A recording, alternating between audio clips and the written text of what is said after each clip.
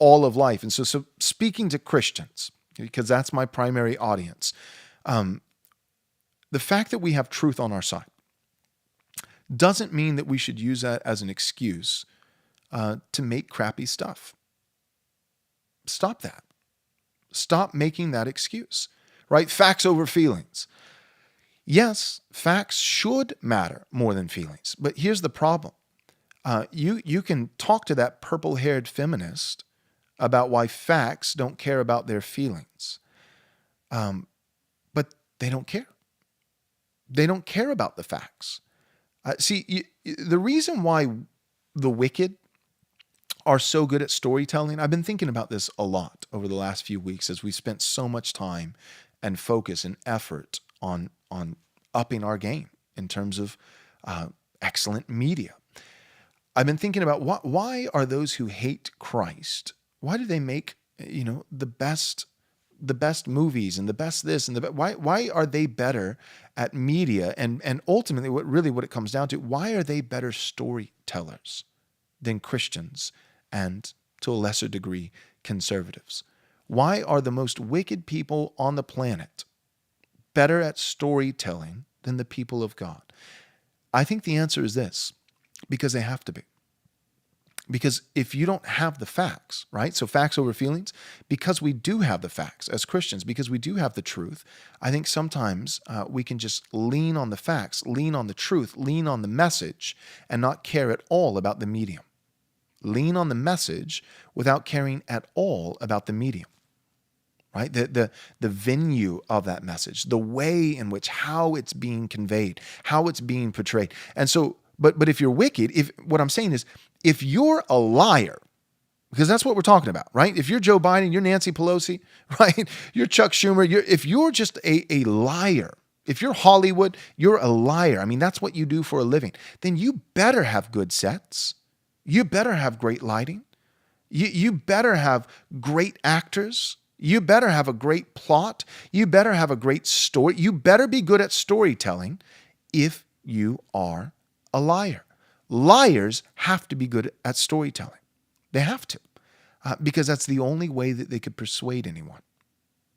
Right? I mean, listen to false teachers, right? Get away from politics and get away from Hollywood, and entertainment and media for a second. Just think about within the church. And when I say that, I don't mean true churches, but the Church Institute. Think about that prosperity. Think about Joel Osteen, right? Think about Benny Hinn. Think about Jesse Duplantis. My goodness, he'd be a great example. Jesse Duplantis, false teacher extraordinaire. What is, if they preach a sermon for, let's say, 40 minutes, 30 minutes of that sermon, what is it going to be? A deep, meticulous biblical exegesis? No. Storytelling. So the other day, blah, blah, blah, blah, blah, and I remember, and pulling on your heartstrings and doing this and doing that. It's manipulation. But here's the deal. They have to manipulate because the actual contents of their message, the facts, aren't facts. In fact, they're blatantly false. They're obviously false. It's clear to anyone with an ounce of common sense, even an unregenerate person, even a non-Christian can watch Benny Hinn and say, yeah, that's a charlatan. That's a liar. This is a Ponzi scheme, right? It's so obvious. So what are they? They have to be excellent at storytelling, because what they're trying to sell you is so clearly false. It's so clearly untrue that they have to dress it up, and they have to dress it up extravagantly well, very, very well. And for those of us who agree with Christ, are submitted to Christ and his lordship and the truth of his word, because we have the truth on our side, because we have the facts on our side, expect the good, the true, and the beautiful. Because we don't think that the beauty is needed. Because, hey, to persuade someone, all I need is this pie chart. Because the pie chart clearly says in statistical science that I'm right and these liberals and progressives are wrong. Well, yeah, it does say that. But there's a lot of people who don't care. And if we get good at storytelling, there's a lot of people who still won't care. I get that. I'm aware. But some people might be won over. They might. And you might say, well, we shouldn't win them over with storytelling, just win them over with the truth. I'm not talking about storytelling at the expense of truth. I'm talking about the good, the true, and the beautiful. That's a package deal. That's a triple braided cord. They're not separated. These aren't independent. The true is what's beautiful. Truth is beauty. So convey it as though it's beautiful.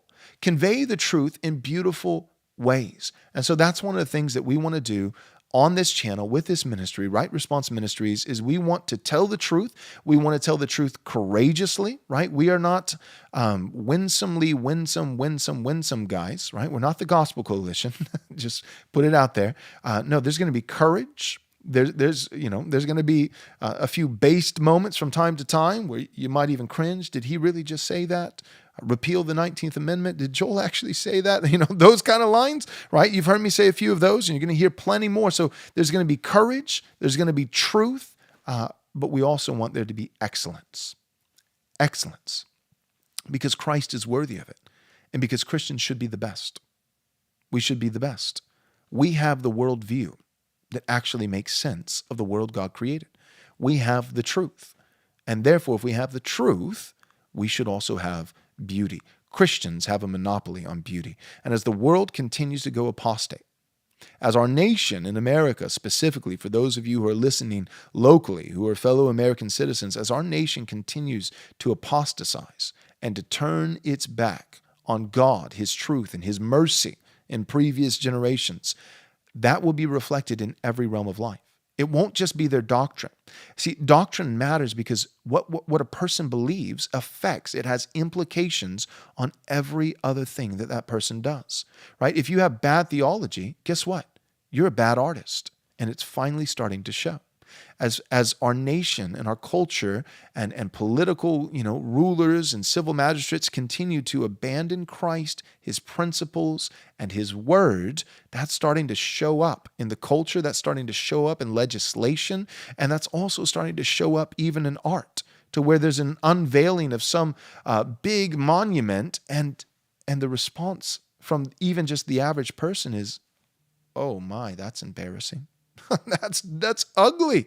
Not just ugly, but it's like it's perverse. It's shameful. Certainly you can't be proud of this monstrosity, right? And so as the world apostatizes from God, it's not just that they're becoming more false and less true. It's also becoming more ugly and less beautiful. And as we continue to further commit to true doctrine, to the truth of God's word, we should be increasing not just with truer facts or more true facts, or however you want to say it, but also excellence in everything that we do. Not just what we say, but how we say it, how we convey it, everything that we do, right? If you're in construction, you should make beautiful things in construction, like this wood wall behind me. If you're media and video, you should do excellent media and video, like what you're seeing right now. And if you don't have much of a budget, a lot of people say, well, I want to do those things. I just can't, I just can't afford it. Then be faithful with little. Take what the Lord has given you. I think too many Christians, they complain and say, a lot of Christians just don't care about beauty because they don't see the correlation between truth and beauty. That's what I've been addressing so far. But beyond that, another problem that Christians run into is they'll say, okay, well, I see how truth, and beauty relate to one another. And yeah, we should do things that are excellent and beautiful, but we just don't have the resources. Hollywood has billions of dollars for their productions, and we just don't have. Okay, that's fine. But are you being faithful with what you do have? Or are you being like the wicked servant? That's what Christ calls him, the wicked servant, who, because he was given 1 talent and his peers were given 2 and 5, instead of taking the 1 talent he has and working with it and getting as much mileage out of that 1 talent for the good of the master that he possibly can, he takes it and he buries it. He buries it in the sand. Right? I think there are a lot of Christians who, rather than applying the principle of faithful with little, be faithful with much, they're saying it's too little, and so I won't do anything with it at all. I'm just going to bury it in the sand. And here's the thing about that parable. I'll say this real quick, and then I'll take some questions. But the interesting thing about that parable is that we often think of that servant who was given 1 talent. His two contemporaries were given 5 and 2. And we think of him as burying his talent in the sand because, out of fear. Out of fear. We think he's the fearful servant. He's not the fearful servant. He's the wicked servant, is what the Bible says. Why is he described as wicked rather than fearful? Well, because the fearful are wicked. Yeah, you could make a biblical principle for that, certainly. That there's an association between righteousness and courage, and therefore fearfulness and evil. There is an evil to fearful apathy, certainly. But I think it's beyond that. The reason why this guy is not called the fearful servant, but the wicked servant, is because he actually wasn't fearful. He claims to be fearful. But the master in the parable calls him on his bluff. See, this is what he says. He says that I knew you to be a hard man. When the master returns to get back his investment, he says, what's going on? Where's my money? Why haven't you grown it? Why haven't you increased it? And he says, well, I buried it in the sand. And he says, my reasoning? Well, my reasoning is because I knew you to be a hard man, reaping where you did not sow. Reaping where you did not sow. That's the first problem. There is nowhere where the master has not sown. The master reaps everywhere because the master has sown everywhere. It all belongs to the master. Everything we have was given and sown by the master. The breath in your lungs come from the master. Your IQ comes from the master. If you have 2 working arms and legs, it comes from the master. Your children come from the master. Your marriage comes from the master. Your house, your money, everything you have comes from the master. God has never attempted to sow or to reap where he has not sown, because everything in this world was sown by God. Every good and perfect gift comes down from the Father of lights. He created all the cosmos, ex nihilo, out of nothing. And all we ever do as creatures, he alone is the creator who makes out of nothing. But we as creatures, what we do is we take what God has created, those initial resources, the cosmos that he's given us, the life he's given us, the breath that he's given us, and we steward those things in such a way that they grow. So anything that we have developed, it's not something that we made out of nothing. It's something that we took from the Lord and multiplied. So there is no place where the master has not sown.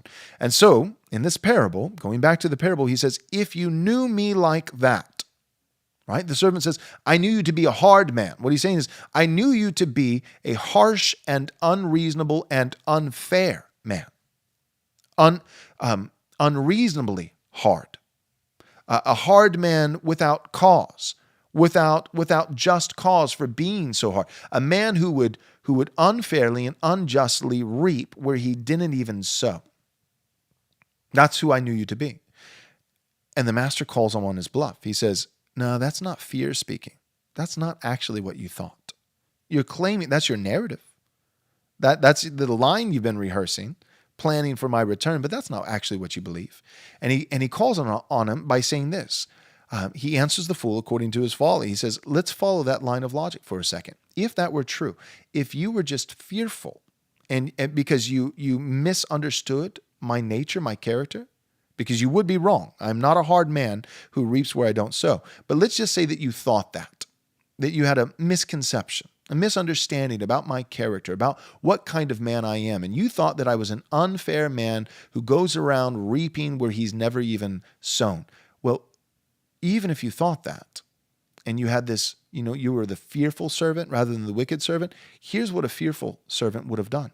He would have at minimum invested my money with the bankers so that upon my return, I would at least get my initial investment back with interest. But you didn't do that. See, if you actually believe what you're saying, if you were actually a fearful man, a fearful servant, this is how you would have behaved. This is what a fearful servant would have done. No, you're not a fearful servant. You're a wicked servant. You buried my money in the dirt to do nothing to get zero return, not out of fear, but out of resentment. You hate me. You're not afraid of me. You hate me. And you hate me because I gave more to the other servants than I gave you. And you didn't think that was fair. And you were bitter and jealous. And you held a grudge against me. And because I gave 2 talents to your friend and fellow servant over there, and 5 talents to your friend and fellow servant over there, and only 1 talent to you, you took offense at me. And you wanted to get back at me by ensuring. This was no accident. This wasn't just fearful apathy. This was deliberate. You wanted to deliberately ensure that I wouldn't get a dime back on my investment. You're not the fearful servant. You're the wicked servant. You're the wicked servant. And my point is this. As Christians, you may have less resources. But first, step 1, you should associate, draw the correlation between the true and good and the beautiful. Truth, goodness, and beauty is a triple braided cord. It goes together. Because we have the truth, let's not say because we have the facts, we don't need to be good at telling stories. No, let's have the facts and tell a glorious story that lives up to, that it's worthy of the quality of the facts and truth that we've been given. So first, correlate truth, goodness, and beauty. Don't sever them. Secondly, when it comes to beauty, and you maybe don't have all the resources that you would like to have, be faithful with little, trusting that eventually, if it be the Lord's will, He might give you much to be faithful with much. And lastly, be faithful with little, and don't be a fearful servant. And certainly don't be a wicked servant.